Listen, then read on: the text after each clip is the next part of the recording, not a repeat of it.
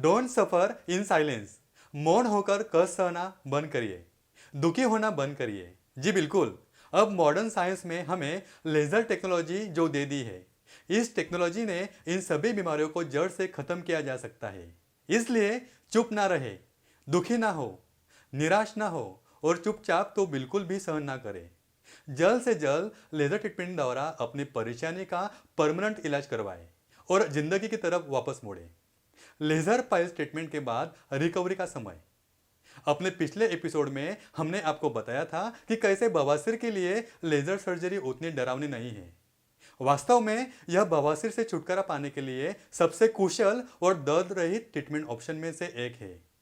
अन्य आक्रामक सर्जरी के विपरीत बवासीर के लिए लेजर ट्रीटमेंट में किसी भी टिश्यू को काटने की आवश्यकता नहीं होती है। अत्यधिक परफेक्शन के साथ कुछ मिनटों के लिए लेजर गर्मी को प्रभावित क्षेत्र में आसानी से उजागर किया जाता है। पाइल्स के लिए लेजर ट्रीटमेंट के साथ साथ बहुत सारे फायदे भी होते हैं।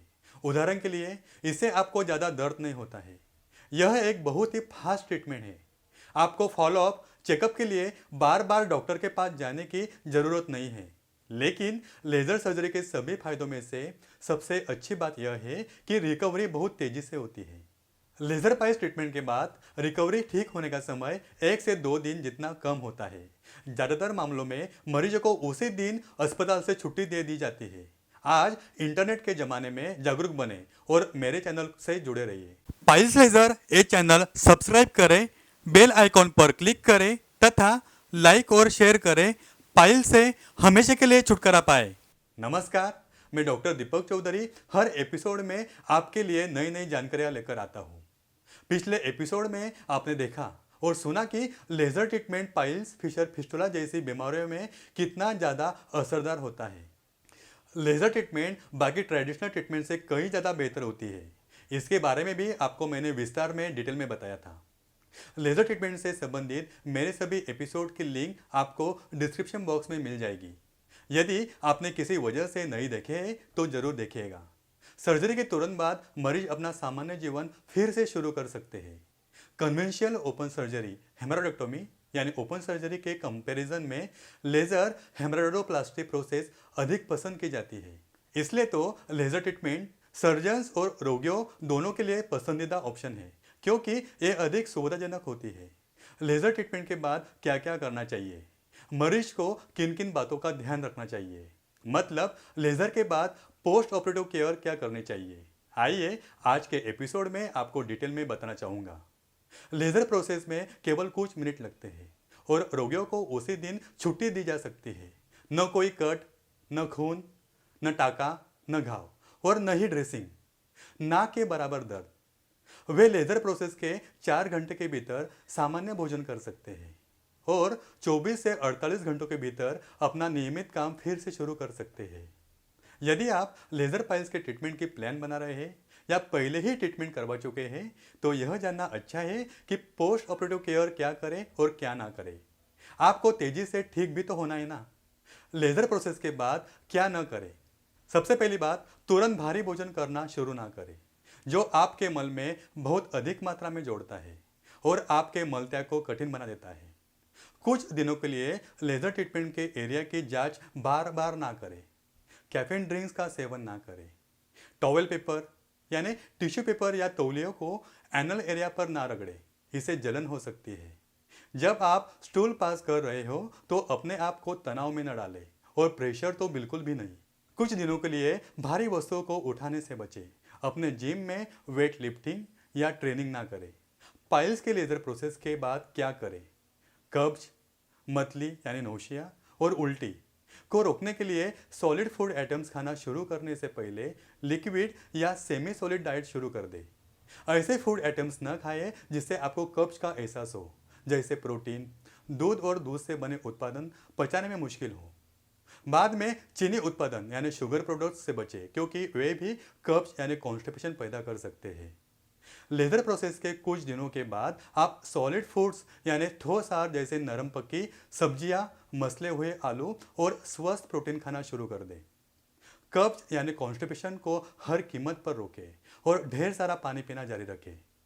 आप जूस, जेली और सूप खा सकते हैं, क्योंकि वे नरम होते हैं और आसानी से पच जाते हैं।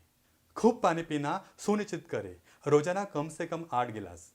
अपने आहार यानी डाइट में फल, हरी पत्तेदार सब्जियां और साबुत अनाज शामिल करें।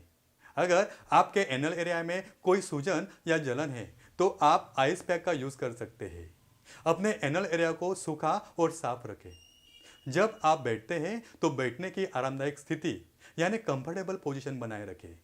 पाइल्स एक पेनफुल कंडीशन है और हमें इसे समझते हैं। आप हमारे क्लिनिक में आ सकते हैं और हमारे सरल लेकिन प्रभावी यानी इफेक्टिव लेजर पाइल्स ट्रीटमेंट का लाभ उठा सकते हैं। लेजर पाइल्स ट्रीटमेंट के बाद रिकवरी का समय। अपने पिछले एपिसोड में हमने आपको बताया था कि कैसे बवासीर के लिए लेजर सर्जरी उतनी डरावनी नहीं है। मलत्याग को बिल्कुल सामान्य होने में कुछ समय लगेगा। सर्जरी के बाद कुछ दिनों तक मलत्याग करते समय आपको हल्का दर्द महसूस हो सकता है। आपके मलत्याग यानी स्टूल पास को आसान बनाने के लिए डॉक्टर स्टूल सॉफ्टनर की सिफारिश कर सकते हैं। सुनिश्चित करें कि आप बहुत सारे लिक्विड फूड यानी तरल पदार्थ लेते हैं और फाइबर युक्त फूड खाते हैं। यह आपके स्टूल को नरम करने में भी मदद करेगा। वॉशरूम जाना जल्द ही एक कठिन परीक्षा नहीं होगी। आप इतनी जल्दी अपने रूटीन में लौट आएंगे जैसे कभी बवासीर हुआ ही नहीं था। एक बात और ध्यान से सुने, सोच के बाद यदि आपको धोते या पोंछते समय टिश्यू पेपर पर कुछ खून की बूंदें दिखे तो घबराए नहीं। कुछ एक दिन ऐसा होना नॉर्मल है। डरे नहीं, पैनिक नहीं करें। आपको गर्म पानी में दिन में 2 से 3 बार शीर्ष बाथ लेने की सलाह देता हूँ।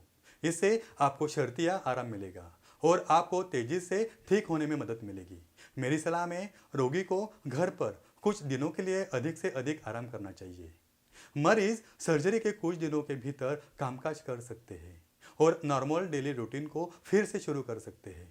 कुल मिलाकर बवासीर के लिए लेजर सर्जरी एक फास्ट और परेशानी मुक्त वसूली सुनिश्चित करती है। डरने की कोई बात नहीं। यह इस हद तक सुरक्षित है कि किसी भी उम्र के मरीज इस प्रोसेस से गुजर सकते हैं। आपको हमसे परामर्श करना चाहिए क्योंकि हमारे पास अनुभव और जानकारी है और हम पाइल्स फिशर फिस्टुला जैसी बीमारियों के लिए सर्वोत्तम ट्रीटमेंट की पेशकश करते हैं। याद रहे, कभी कभी साधारण दवा और जीवन शैली में परिवर्तन इसका टेम्पररी इलाज कर सकते हैं, लेकिन परमानेंट नहीं। यदि आपके मन में कोई भी प्रश्न है या लेजर पाइल्स ट्रीटमेंट रिकवरी से संबंधित कोई चिंता है तो आप हमारे पाइल्स लेजर क्लिनिक में पाइल्स के लिए सबसे अच्छे इलाज की तलाश है तो अपॉइंटमेंट बुक करें हमारे साथ।